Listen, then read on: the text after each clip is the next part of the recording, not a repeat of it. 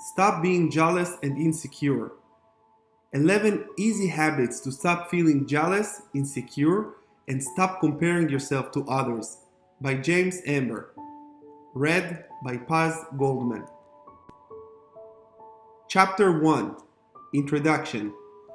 Comparison is the thief of joy. These famous words were said by Theodore Roosevelt, and these words lie in a lesson in life which is essential to learn. Comparison is the root of a life devoid of contentment and satisfaction. The need for more comparison stems from the intricate inability to value who we are. More often than not, the qualities we admire in other people are overstated in our heads because we believe that the quality is so far deficient in us that we allow our perception of things to become the judgment of self-esteem destructions. So why is that we keep falling prey to the same habit of comparison? What do we hope to find when we look at to others? A mirror, circumstances in life, the media, expectations, and the picture we have in our heads of how things should be shaped, the people we become. All these things happen in such silent, quick succession that eventually we lose sight of who we are and the journey we have undertaken to reach the particular point. Life, with all its jostling back and forth, with progressing towards a place of our own, leaves us curled into question mark around ourselves. It surrounds us in self-doubt, especially when things do not go our way. We look to other people and see them in the same race and being better, faster, and thriving, while we feel like we are stumbling with every sure step forward taken by everyone else. We look to other people and wish that that were us in their shoes. We wish we had their sturdy legs that are equipped to handle that task at hand. Legs that are equipped to handle the task at hand. Legs that are seemingly sculpted for the very path they walk on. We wished we were on the path. We look to the other people to see all the things we wished we saw when we looked into mirror. We compare things of all sizes and proportions, trivial and important, just based on what we value at that point in our lives. We can compare our looks and our physique, our bank balance, our ability to learn, the college we received education in, or maybe even the college we never go to and we always wanted, and we had the chance we never had. We compare our jobs, our spouse, our children, the size of our house, the value of their car, and the extent of happiness someone else has. We compare our knowledge, our test scores, our degree, our talents. We compare anything and everything that can be compared that maybe shouldn't be compared. When did we start doing that? When did what someone else possess become more important to us than what we possess? And when did what someone else have start to dedicate the value of what we have?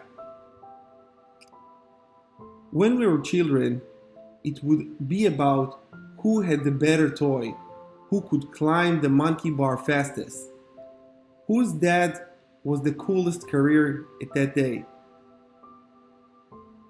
It was this spirit of childlike friendly competitives that morphed into something bigger, uglier. Competition turned into comparison, and we grew older when we stopped believing that we could change and work towards being ahead in the competition. When we lost sight of the game and became more interested in the qualities of the players who played it.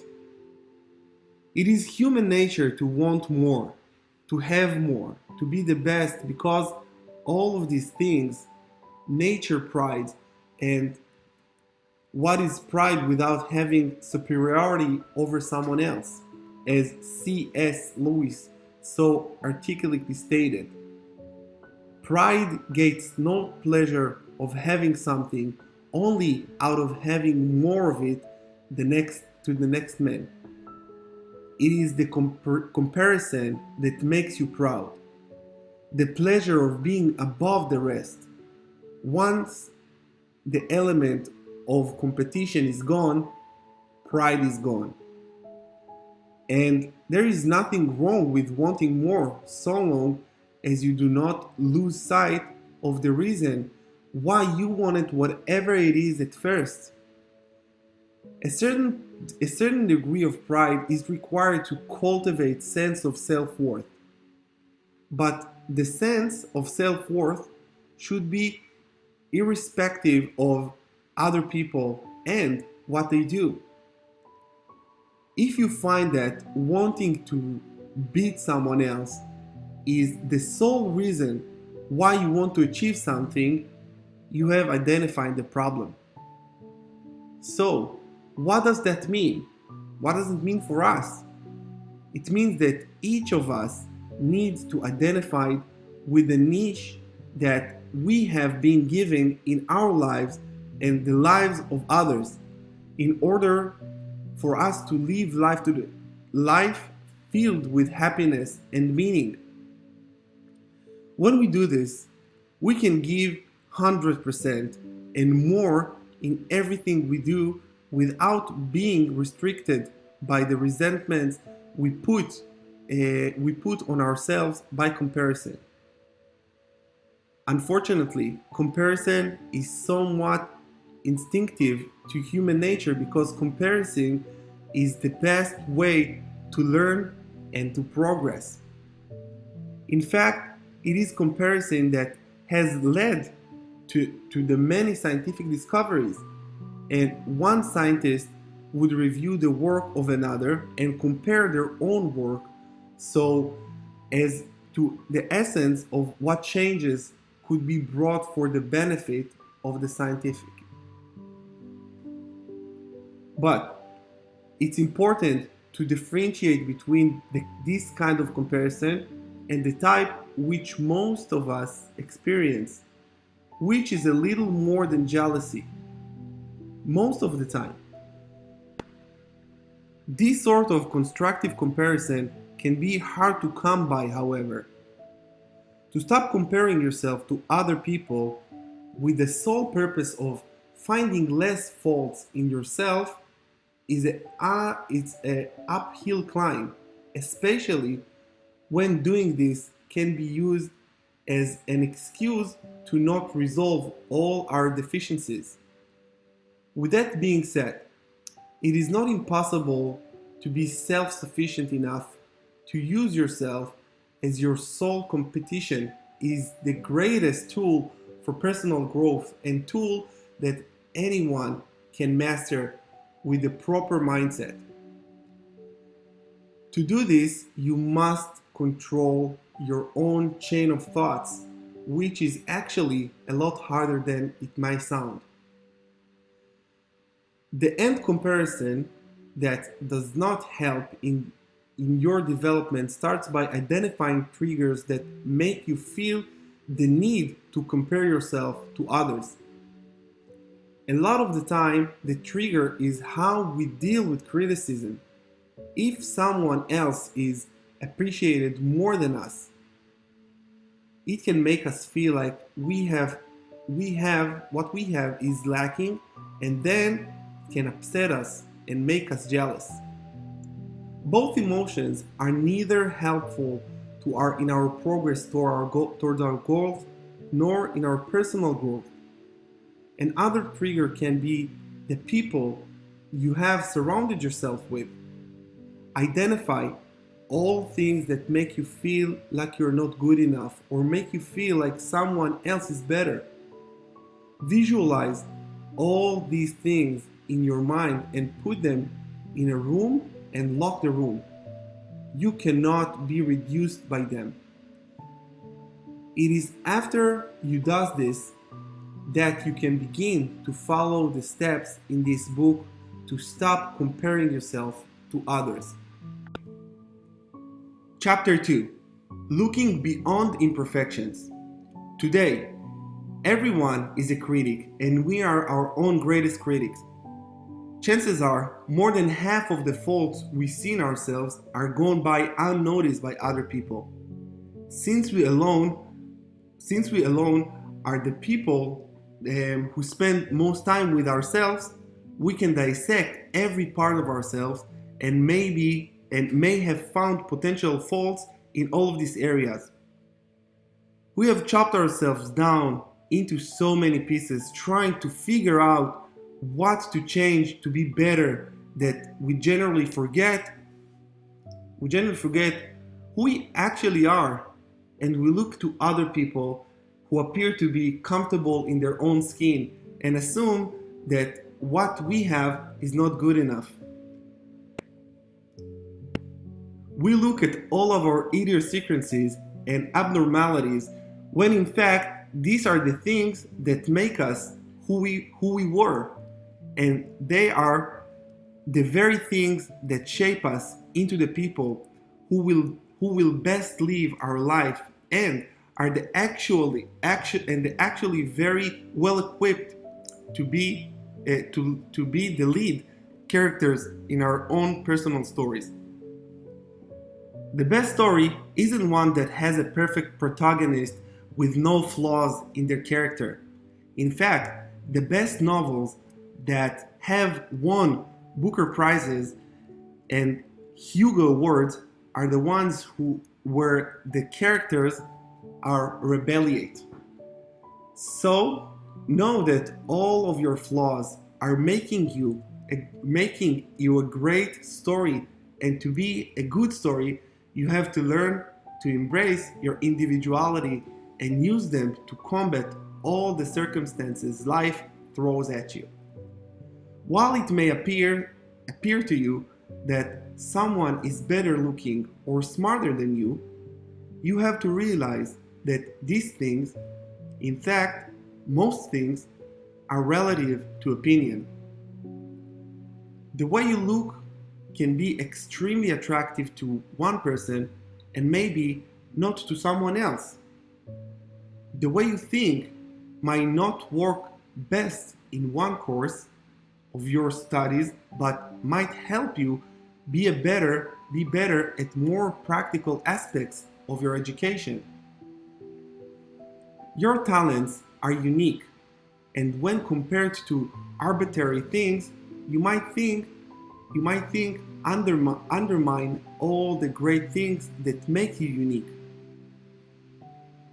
You might not be able to draw as well as someone else, but you might have the best throwing arm in your neighborhood. You might not be able to hit the high notes like someone else, but you might excel at singing the low tones that no one else can. To be able to look beyond your imperfections, you need to realize your imperfections are what make you perfectly you. And the best way to embrace them is to know what your strengths and weaknesses are. You need to understand that the road that everyone walks is different and that they are shaped best according to that road. While the journey might seem different than the destination, all ends in the same place: happiness. So, now let's look at some tips on how to become comfortable with whom you are. Habit number 1. Embrace your unique beauty. Every morning when you wake up, look at yourself in the mirror and pick up one thing in your appearance that you like or think is unique to you. If you are in a bad place and think that there is no such future in yourself that you appreciate, then look harder. It is impossible for you to find that there is nothing about yourself that you love, that you look at. If you are still having trouble doing this, then ask a friend what they think your best feature is. You will be surprised by the number of different responses you will get. Try to look at yourself with their eyes and not the eyes that you have used to find all of your faults. Do this until it becomes a routine, and finding things that you love about yourself doesn't take any effort at all. Starting with the appearance might seem like a superficial start because you're more than what you look like, but psychological studies have shown that one's perceived beauty has an incredible impact on the confidence level. We have become prey to society with distorted concepts of beauty, but the way we look is perfect in its own right. If you sit and scrutinize the features of supermodels, you will find that the majority of models use their unique features to stand out of the crowd. Using their best features to their advantage is a lesson you can learn from them. So, wake up, look in the mirror, and embrace how beautiful you are. Habit number 2. Start appreciating yourself. Before you sleep, think about how you spent your day. Think about whether you completed all the things you had in your mind. Did you give it your all? Is there a way you could have improved what you did? Ponder over all these things you accomplished, how those things are important to you, and how doing them makes you come closer to your goals. Take 10 minutes to just breathe and appreciate your work. The fact that you juggled all of your responsibility that day. Think back on the day for a memory that made you particularly happy. Something you said that made someone laugh. Something you did that was integral to your work. It can be the most trivial thing, but if it made you happy, make a note of it. Realize it was you who accomplished all those things, and how it was you who had the capabilities to deal with the situation, which is why life throw it at you and no one else. End your day satisfied with yourself, with plans to do better tomorrow.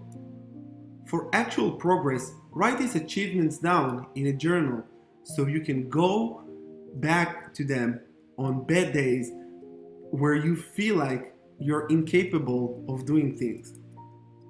Remind yourself how far you have come. Remind yourself how far you have to go and how you need to be on your own side to walk the miles that are to come. Habit number 3. Remember your strength.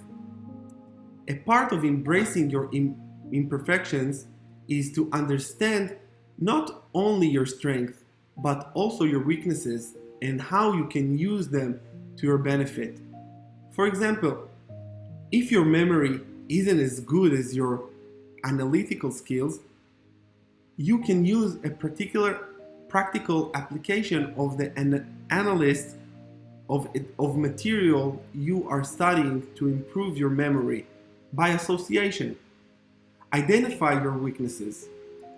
Assess what that weakness means for you and how it's getting in your way. Ask yourself whether this weakness can be overcome. Ask yourself how it can be overcome so that you can work on a plan on how to improve those weaknesses through your strength, and in doing so you might discover new things that you're good at, more angles to how you can approach the things. Analyze your strength. Being good at something does not mean there is no room for improvement. Continuously work on honing your skills. Keep working on bettering yourself in every aspect possible. Create dimensions to your personality and keep testing your limits. Push yourself. Chapter 3: Competition versus comparison. While competition puts the skills of two people up against each other, it does not necessarily mean that it is two people who are up against each other. When some says competition, most of us will instantly think that it is a competition between people. Winning or losing is just a part of the game. It is not victory that defines the winner or defeat that defines the left behind the finish line. It is their attitude towards the game itself. Consider this situation. During a tennis match, Andrew lost 3 sets straight to Tom. At this point, Andrew could spend the next couple of days thinking Tom won because Tom was half a foot taller than Andrew, making his runs across the court easier. If he has Tom's height, he'd easily be able to hit those aces too. Or Tom could afford to have a better coach and pay for more practice hours on court. While all these differences might be true, they do not help in making Andrew a better tennis player. If anything, the next time Andrew faces Tom on a court, he will have these very thoughts in his mind already dictating his defeat. After all, Tom already has so many advantages over Andrew. How could Andrew ever think of winning? Now compare this with the alternative. Andrew could go home and rethink about this match. While Tom might be the taller, Andrew can try think of solutions to Tom's coverage of the court. Since short players are faster due to their center of gravity, Andrew can work to improve his agility to match Tom's coverage. He can make note of practicing how to play aces. He can utilize his minimal court hours, focusing on just his problem areas like his backhand instead of a typical routine. The alternative routine shows us how competition made Andrew compare himself to Tom with a critical eye, with the intention of improving rather than looking for excuses, which is what most comparisons boil down to. By comparing ourselves to other people, we look for excuses to justify our shortcomings or feel bad about them instead of realizing that for every shortcoming we face by a person, there is a way around it. We just have to have the presence of mind and the will to persevere to improve ourselves. There is a very famous saying that says, "A flower does not think of competing with the flower next to it, it just blossoms." This quote beautifully describes the nature of competition and how, in the long run, it is insignificant. During competition, it is commonly misconceived that you are being compared to your adversary. A competition is an opportunity to demonstrate your skill wholly irrespective of your opponent's level of skill.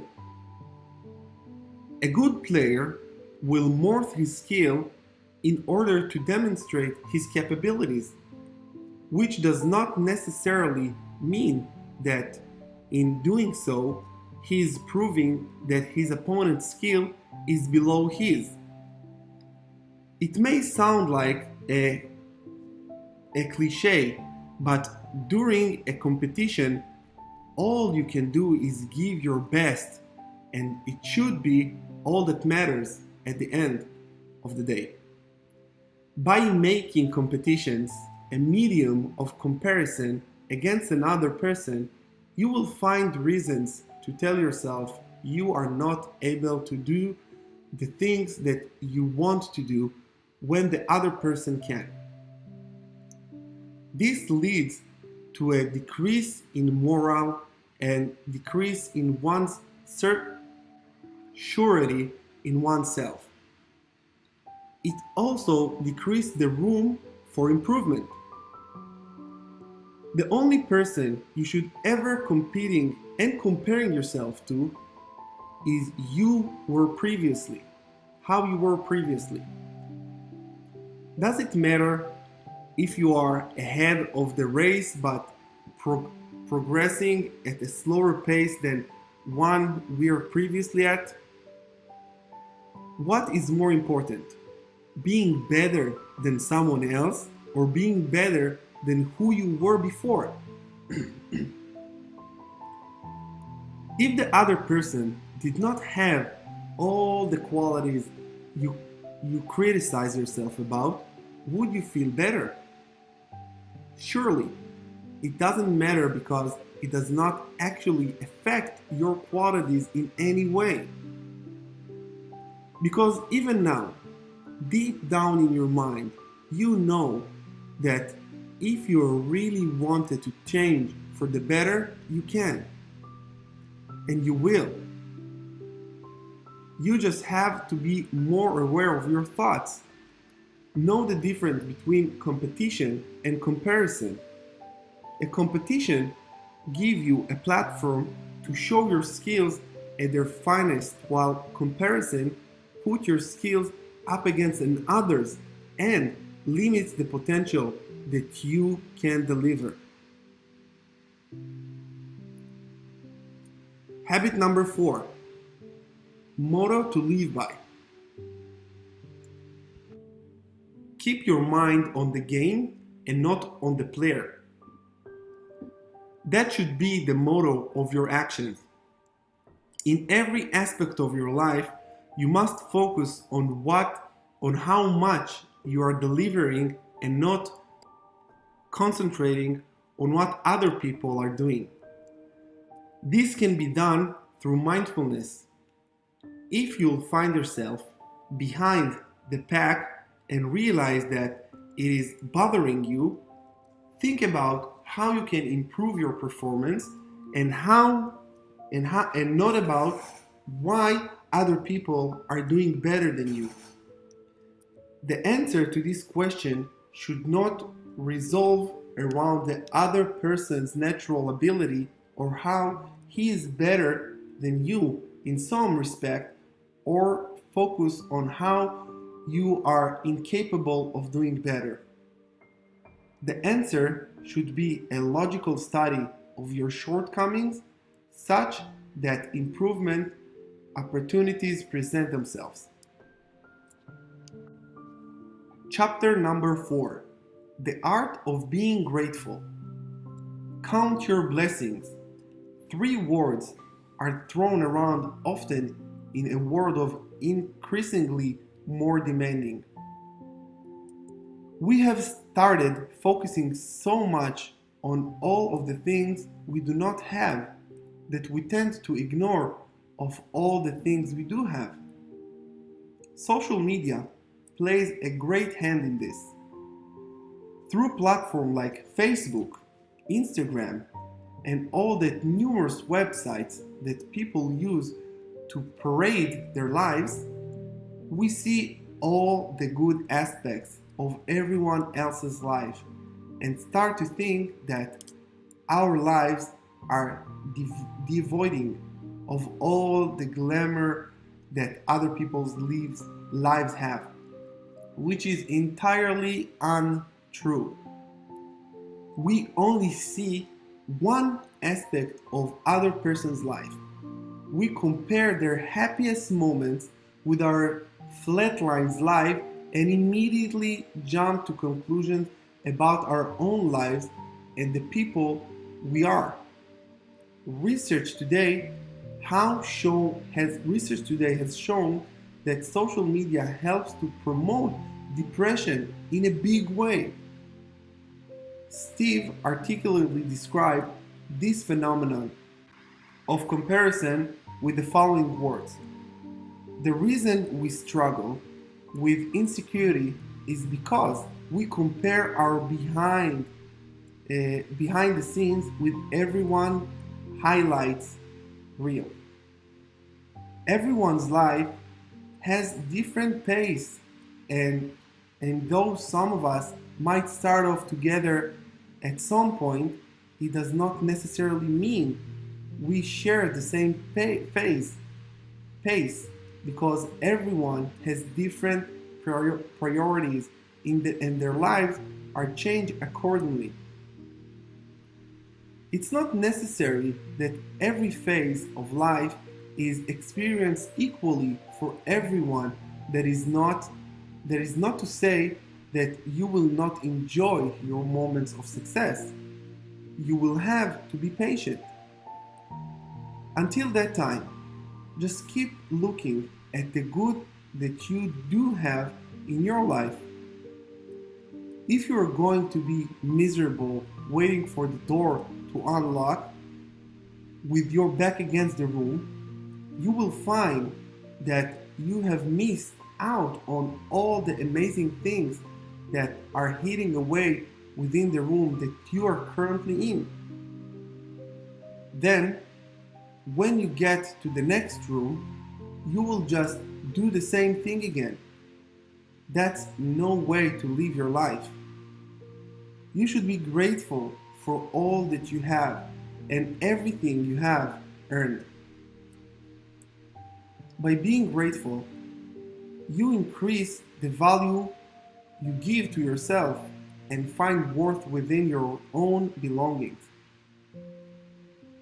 Once you're satisfied with what you have, you will begin to stop looking to other people and comparing what you have with what they possess, because in gratitude you will find contentment. If you find yourself eyeing your neighbor's new expensive car, think of people who do not have the luxury of having a car at all, and all the people who would gladly have your car even if they were given the opportunity. If we're always trying to get what other people have, we will never appreciate and be content with what we have. Being content is a major key to happiness and living a fulfilled life.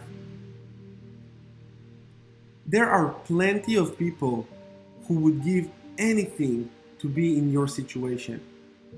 Think of people who are trying to get what you have so they can use better instead of pinning over the things that they wish they had when they look at other people.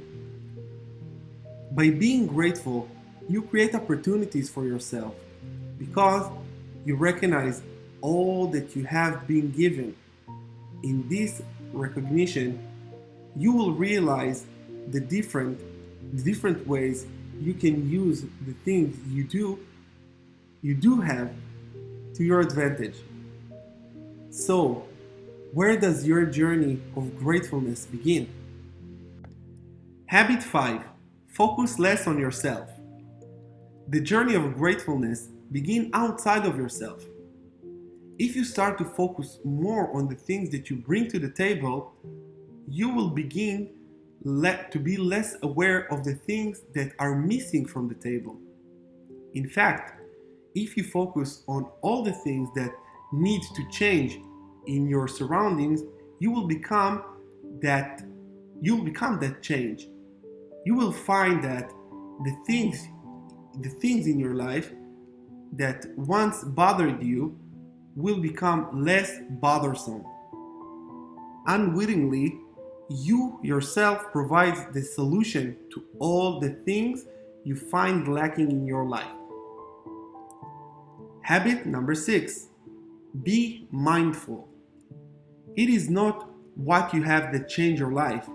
It is the feelings you have towards those things that really make you believe your life is worthwhile.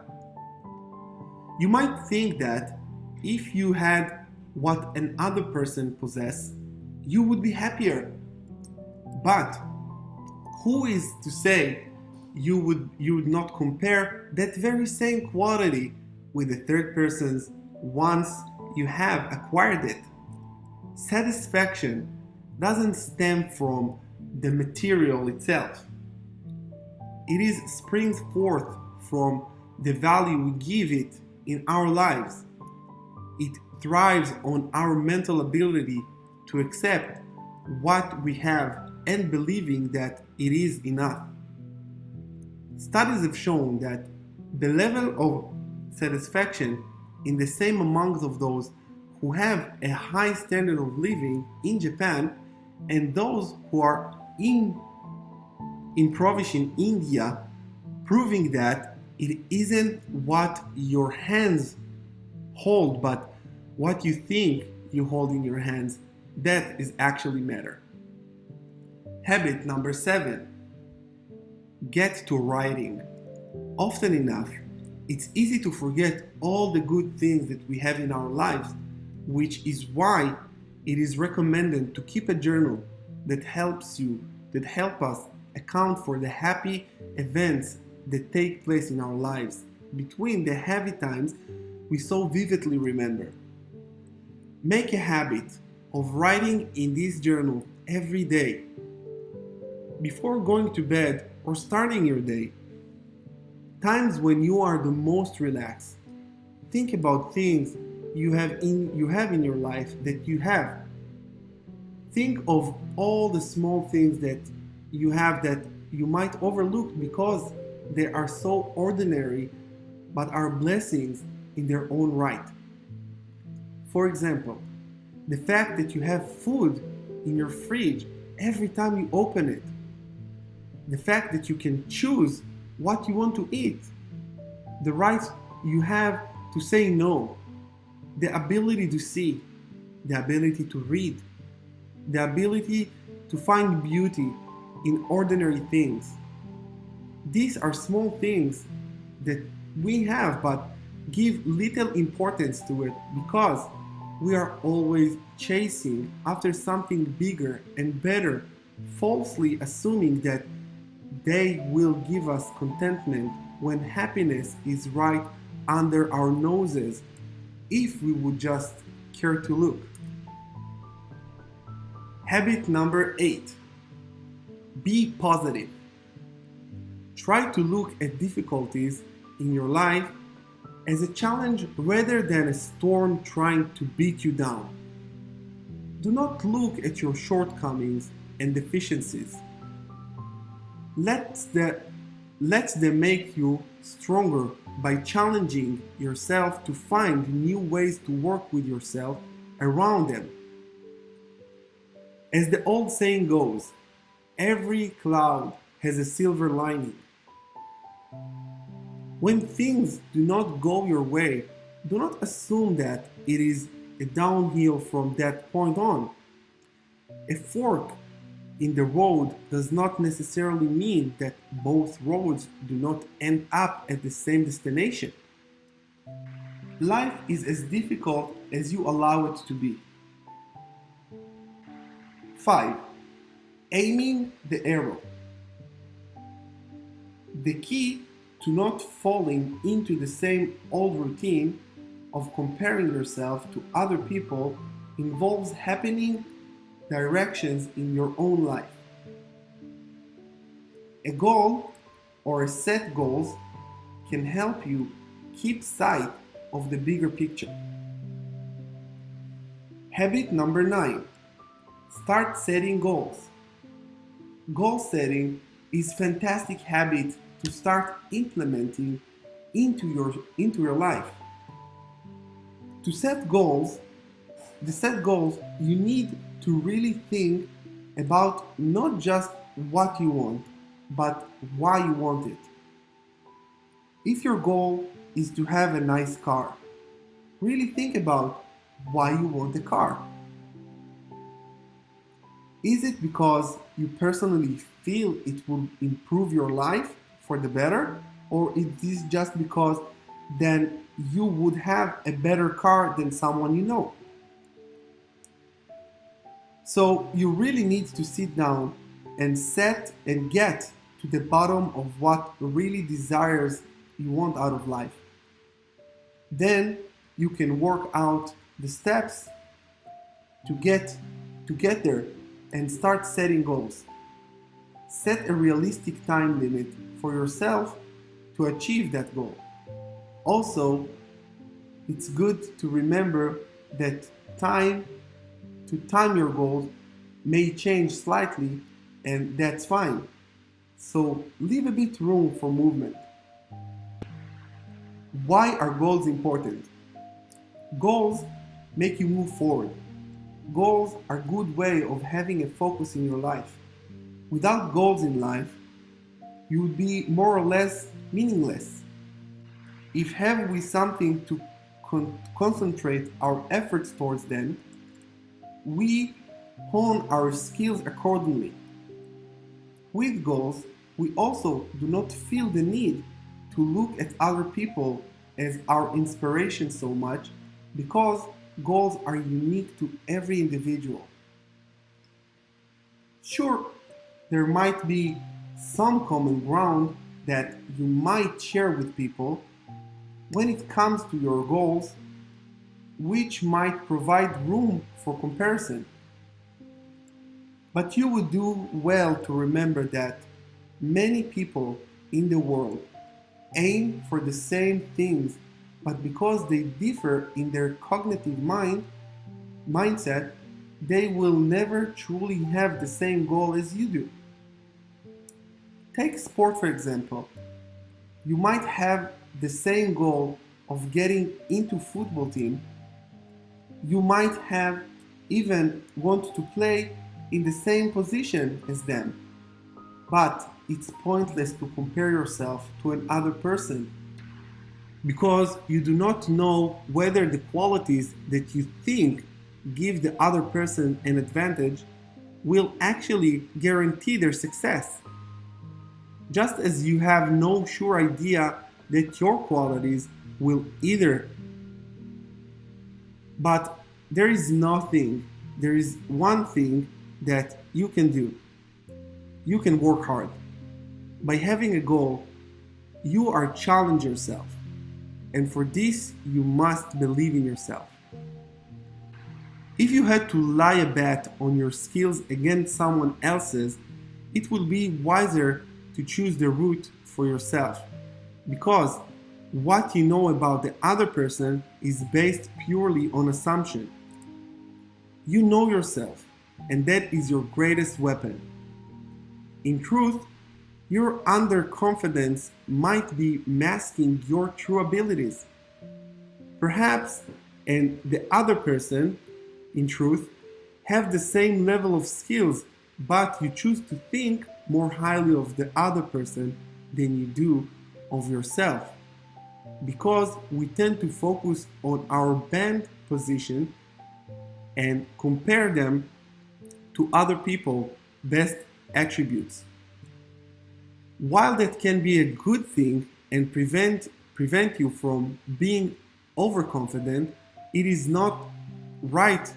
It is not right for you to undermine your own capabilities, and having a goal help you to not just do that. By directing your attention and passions towards a set goal, you forget to look at other people so much. You will look only to work hard and improve yourself for your own personal gain.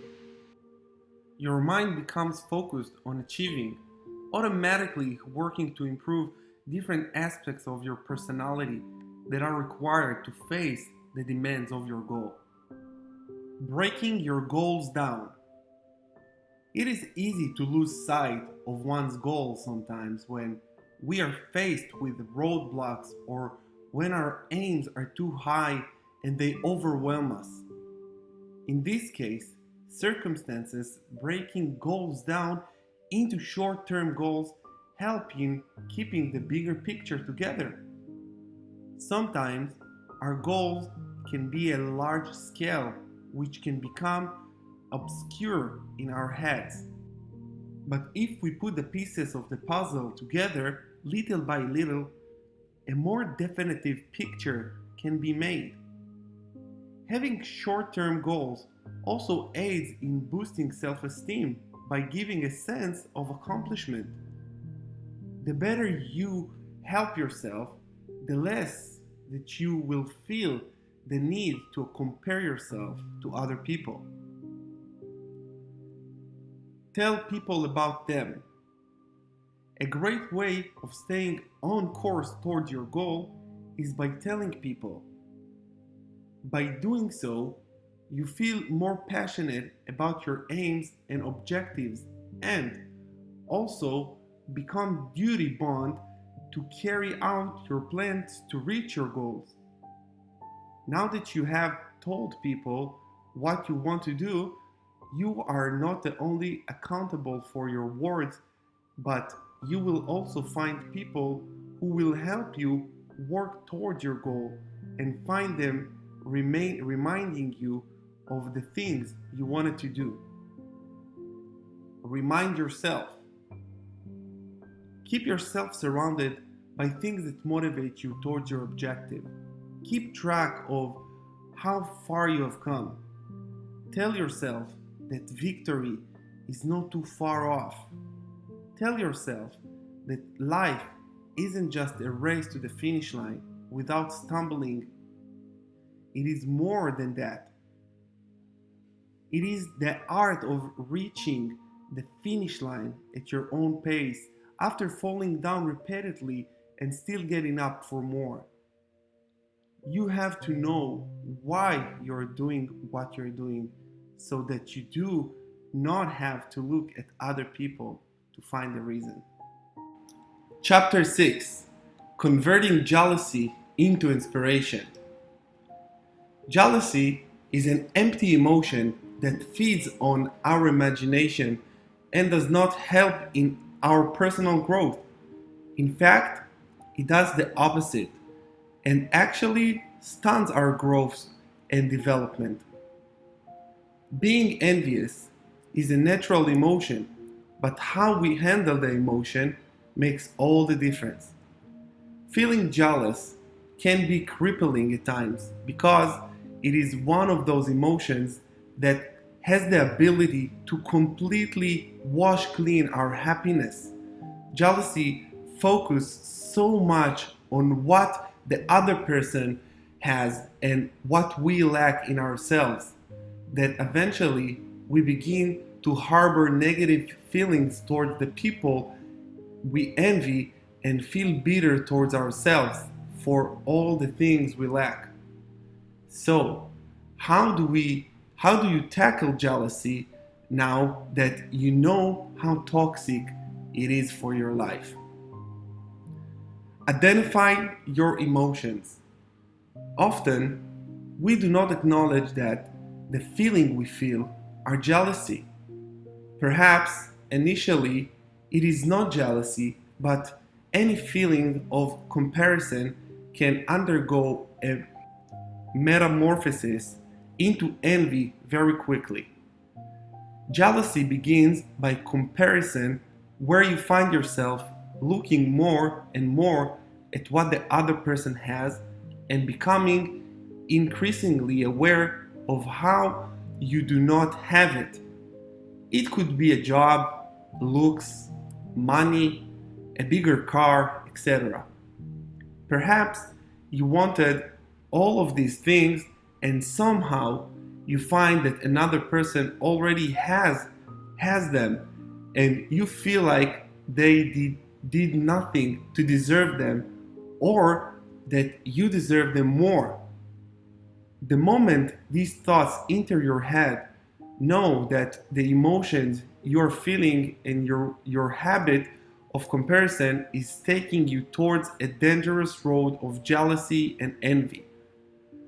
Identify why you feel jealous. You are jealous because the other person has what you do not, but identifying why you feel jealous addresses something more. It addresses why you feel the need to convert your feelings into something hostile. Generally, we feel jealous because we have convinced ourselves that what the other person has is something we will never attain, and it is the limiting thought that makes our comparison hostile towards the person we compare ourselves to. The solution to this problem is to train yourself into thinking that everything in the world can be acquired if we try hard enough. But perhaps some things are better left unattained if you cannot earn them. Some people will say that you can do anything and anything you want in life. I'm not going to lie to you. We can't always have what we want in life, no matter how hard we try. For example, I bet there's thousands of men who would love to date the same celebrity, but not all of them can. Some things can't be done. It's a hard concept to grasp. Anything that involves the concept of letting go is painful, but we need to realize at one point, no matter how much we try to dedicate things, at the end of the day, all we can do is try, and try on our endeavors should be enough to quench our thirst of dissatisfaction, because nothing is more fulfilling than hard work. Knowing that all of the blood, sweat and tears that you put into something has paid off in some way or another is immeasurable in comparison to the actual object of your desires. Turning your jealousy into inspiration. The healthy alternative of jealousy is to turn it into a deeper emotion, inspiration. When you hear stories of heroes who have achieved fates greater than you have, you become inspired because you do not compare yourself to them. You automatically assume that if you tried hard enough, you can do what they did or come close. At that time, even coming close seemed like such an achievement. When you hear stories about achievements, you use those stories to give yourself directions. What is inspiration but a healthy alternative to comparison? You do not feel jealous of your heroes because of all the things that they accomplished. Instead, you see your heroes and muses for your own life because you do not question the reasons they achieved what they did. So, why is your peer any different? Why is that we become jealous of someone we know instead of making them an object of our admiration? The answer to that question is because we know them and we know that they are no different than us. The fact that they are the same as us should in fact be even more of an inspiration, if anything, because it shows that these things can be done by normal people. But instead, most of us just get jealous that we didn't do that. It basically boils down to the fact that it makes us feel bad about ourselves because if something else in the same boat as us is achieving more than us, it shows us that we haven't lived up to our potential. This is the wrong way to looking at it. Aside from seeing them as living proof that we can achieve more for ourselves, we should view them as someone who is giving you direction. Someone else showing you exactly what you want in life should not stem negative emotions in you. You should be grateful to such people because they help you find something that you find so meaningful that you now know that this is what you want to achieve in your life. You should appreciate them for all the things that they have achieved. You should be thankful that they showed you that all the things you wanted can actually be attained, and use this as inspiration. Move forward in your life. Chapter 7. Take a walk.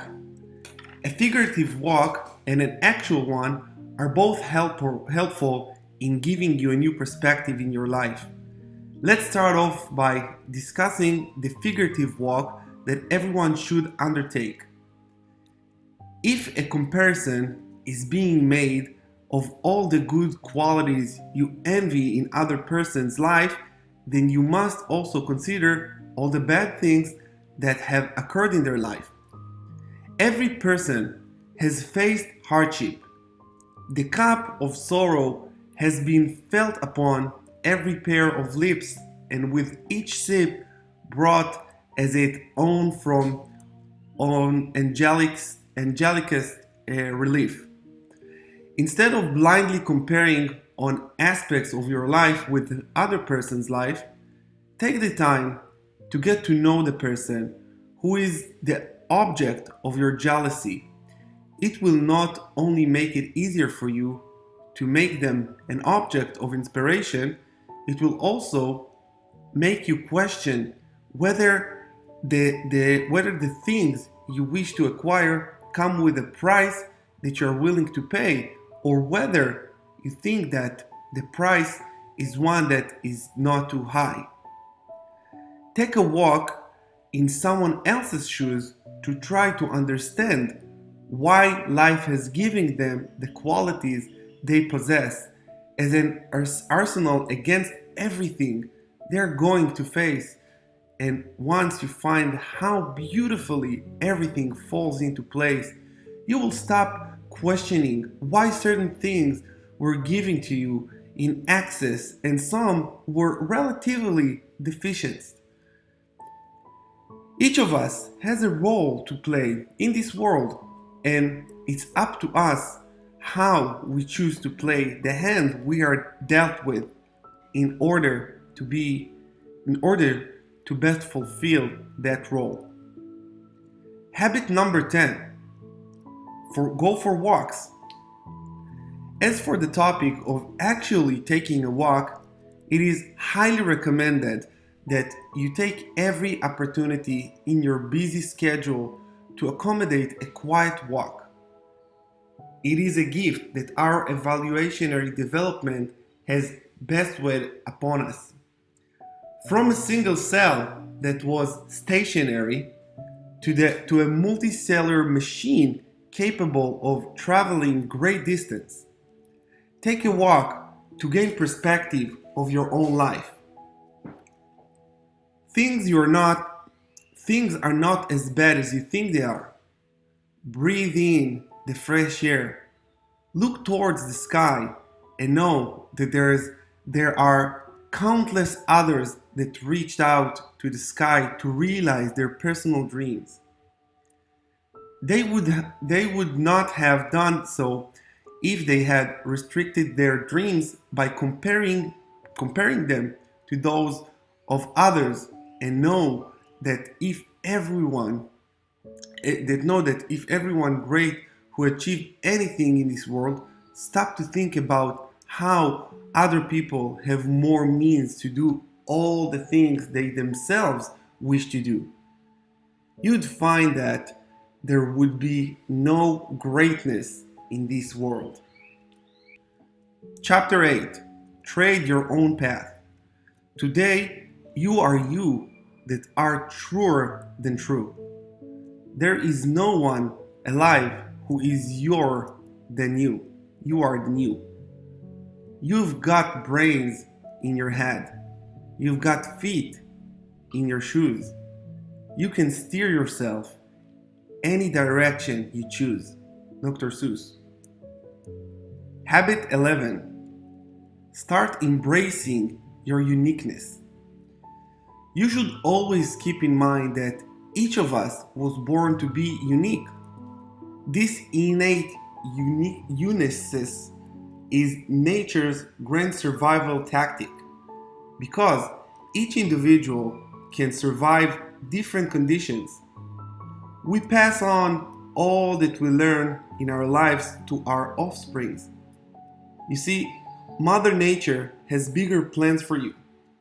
If you realize how you're exponential in every aspect and know that the flaws you are so eager to compare with everyone else are the flaws that will perhaps lead to moments that define your life,